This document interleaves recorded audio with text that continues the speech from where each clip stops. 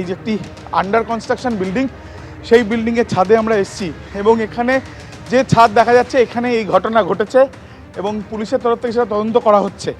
পাশে under construction বিল্ডিংয়ে যে কাজ হচ্ছে না দীর্ঘদিন ধরে সেটা স্পষ্ট এবং দেখাই যাচ্ছে যে স্থানীয় বাসিন্দারা যেটা বলছেন যে অনেকেই বাইরে থেকে আসে, বাইরে থেকে এসে এখানে গণ্ডগোল করে। কয়েকদিন আগে ঠিক এই পাশের রাস্তাতেও সেখানেও আগ্নেয়াস্ত্র নিয়ে জিৎ এবং রাহুল এদের এখানে এক প্রকার বিচরণ। স্থানীয় বাসিন্দারা অনেকেই জানাচ্ছেন যে তারা ভয় কিছু বলতে পারেন না। কেন ভয়, কেন তাদের হাতে তো পাওয়ার কোথা থেকে এলো, আগ্নেয়াস্ত্র তারা কোথা থেকে পাচ্ছেন, এই প্রশ্নের জবাব এখনও পর্যন্ত পাওয়া যায়নি। পুলিশ এখনও পর্যন্ত কোনো আগ্নেয়াস্ত্র উদ্ধার করতে না পারলেও জয়ন্ত নামে যাকে গ্রেপ্তার করেছে সেই জয়ন্ত ব্যক্তি সে গতকালকের ঘটনার সঙ্গে তার যোগ রয়েছে বলে অনুমান করা হচ্ছে এবং তাকে জিজ্ঞাসাবাদ করে এবং সিসি ক্যামেরার ফুটেজ খতিয়ে দেখে বাকিদেরও খোঁজ করা হচ্ছে বলে পুলিশ সূত্রে খবর। একেবারে আমির, তুমি আমাদের সঙ্গে থাকো। ইতিমধ্যেই কিন্তু রাজ্যের আইন শৃঙ্খলা পরিস্থিতি একেবারে নির্বাচন কমিশনের অধীনে, আপনারা জানেন এমসিসি চালু হয়ে গিয়েছে, মডেল কোড অফ কন্ডাক্ট, এবং তারই মধ্যে যেখানে 1 মাসেরও কম সময় বাকি প্রথম দফার নির্বাচন, তার মধ্যেই কিন্তু এই শহরে গুলি চলার ঘটনা ঘটছে। যে দুজন, একজন নিহত এবং একজন আহত, দুজনেই কিন্তু সক্রিয় তৃণমূল কর্মী এমনটাই জানা যাচ্ছে। টাকা পয়সার লেনদেন সংক্রান্ত কোনো গন্ডগোল ছিল, একেবারে পাশেই একটি নির্মীয়মান বহুতল রয়েছে, সেই কারণে কোনো গন্ডগোল, সিন্ডিকেটের সঙ্গে জড়িত ছিলেন নাকি তৃণমূল কংগ্রেসের গোষ্ঠী কোন্দল এখনো স্পষ্ট নয়। জিৎ মুখোপাধ্যায় নামে এক ব্যক্তি পূর্ব অনেকটাই তো আতঙ্কের। আমি তো প্রত্যেক দিনই রাত্রিবেলা একটু অনলাইনে কাজ করি, 12:30 কি 12:45 নাগাদ একটা আওয়াজ হলো। তার আগে থেকে চিল্লামিল্লি হচ্ছিল, সন্ধ্যার থেকে চিল্লামিল্লি হচ্ছিল একটু আধটু। তারপরে তো দেখলাম গুলি করেছে, খুব জোরে জোরে চিৎকার করছে। তারপরে তো আমি ঘরের ভেতরে, যে ওইটা আমার ঘর, ওখান থেকে সব রাস্তাটা দেখা যায়।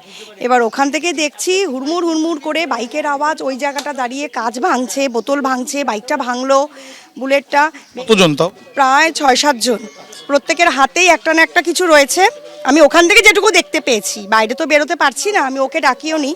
এবার এখান থেকে যাচ্ছে, হাতের মধ্যে কতগুলো, একজনের হাতের মধ্যে লম্বা লম্বা লাঠির মতন কিছু একটা। আর তখন বলছে একজনকে, এই গাড়িটা ভাঙ, গাড়িটা ভাঙ। যখন বলেছে গাড়িটা ভাঙ, তখন ওখানে একটা পাথর পড়ে রয়েছে এত বড়, ওটা দিয়ে গাড়িটার পেছনে 3-4 বার আঘাত করেছে, কিন্তু ভাঙেনি। তারপরে বলছে তাহলে আগুন জ্বালিয়ে দে।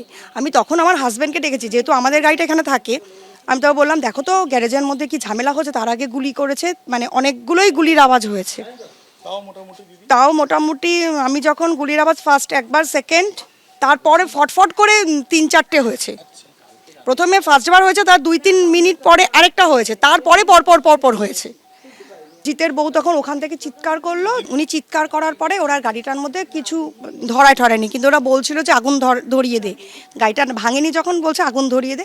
তারপরে একজন হেলমেট পরে গেল, দেখলাম মাথার মধ্যে একটা হোয়াইট কালারের হেলমেটটা পুরো লাল, অর্ধেক হোয়াইট অর্ধেক রেড, ওটা দিয়ে কিছু একটা করেছে, বোঝাই গেল। জিতের সাথে রাহুলকে আমি 2-3 বার দেখেছি এখানে গাড়ি রেখে ঢুকতো, আমাদের পেছনে। তাও মাস 2-1 আগে, না রিসেন্টলি দেখিনি, কিন্তু প্রায় দিনই আসতো এখানে, বুলেটটা থাকতো মানেই ও আসতো। বাঘাযতীন এলাকায় খাস কলকাতা একেবারে গতকাল রাতে আবাসনের ছাদে কয়েকজন আগ্নেয়াস্ত্র নিয়ে এলো এবং তারা গুলি চালিয়ে পালিয়ে গেল। ইতিমধ্যে ঘটনায় জয়ন্ত রায় নামে এক ব্যক্তিকে গ্রেফতার করা হয়েছে, প্রত্যক্ষদর্শীদের জিজ্ঞাসাবাদও করা হচ্ছে।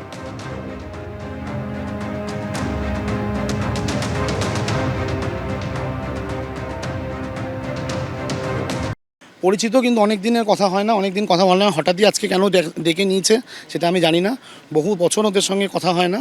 হঠাৎই আজকে আমি শুনে এটাই অবাক হচ্ছি যে হঠাৎ কেন আজকে ওই বাড়ির ছাদে আমার দাদা বলছে যে এরকম অন্ধকারে কিছু ছেলে হঠাৎই উঠে আসে, এসে নাকি বলে যে এখানে কে আছে, এরকম কিছু একটা নাম ধরে জিজ্ঞেস করে, বাকি তারপরে নাকি এরকম ফায়ারিং হয়েছে।